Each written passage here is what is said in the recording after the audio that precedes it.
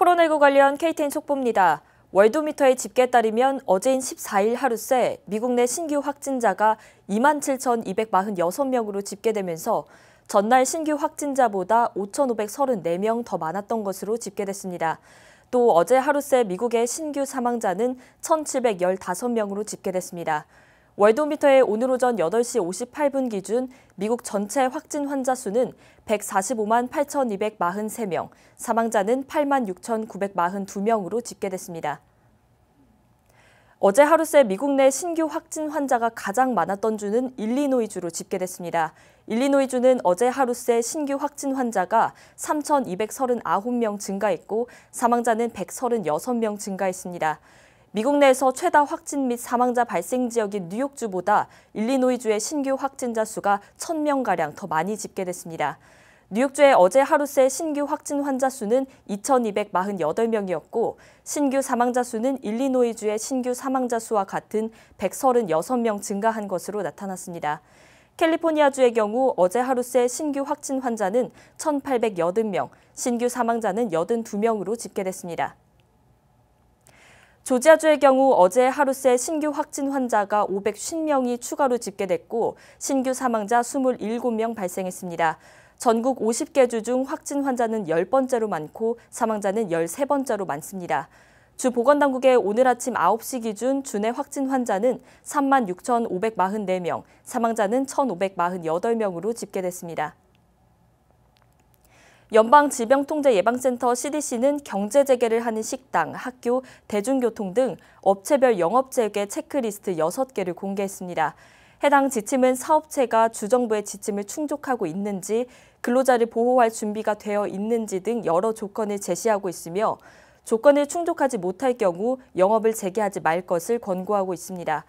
백악관은 이전에 CDC가 제출한 57페이지 세부 영업 재개 지침에 대해 지나치게 구체적이다는 우려를 나타낸 바 있습니다. 이번 지침은 해당 비판을 수용해 주정부의 재량권을 더욱 준 것으로 판단됩니다. 조지아 보건부가 수영장을 재개장하기 위한 가이드라인을 공개했습니다. 브라이언 캠프 주지사는 갱신된 경제재개 지침에서 14일부로 수영장의 재개장을 허용한 바 있습니다. 해당 가이드라인에는 수영장에 대한 위생 조치와 이용객 간의 사회적 거리 두기 유지를 위한 내용이 포함되어 있습니다. 코로나19 여파로 미국 경제가 장기 침체에 접어들 것이라는 전망이 나온 가운데 실업 대란의 충격이 주로 저소득층에 집중된 것으로 나타났습니다. 연준이 공개한 연내 가구 경제 의사결정 조사에 따르면 직장에서 해고됐거나 근무 시간이 줄어든 비율은 연소득 4만 달러 이하 계층에서 39%에 달했습니다. 반면 연소득 4만에서 10만 달러 계층은 19%, 10만 달러 이상은 13%에 그쳤습니다. 즉 코로나19 사태의 실업 대란 피해는 저소득층과 저학력층에 집중됐다는 분석입니다. 연방하원은 오늘 오전에 3조 달러 규모의 추가 경기 부양 법안에 대한 표결을 진행할 것으로 보입니다. 해당 법안은 하원은 통과할 것으로 보이지만 공화당이 반대하는 입장을 나타내고 있는 만큼 상원에서는 난항을 겪을 것으로 전망됩니다. 일부 민주당 중도파 의원들도 해당 법안에 대해서 우려를 나타내고 있습니다. 해당 법안의 규모가 지나치게 크고 양당의 합의 없이 성급하게 추진 중이라는 겁니다.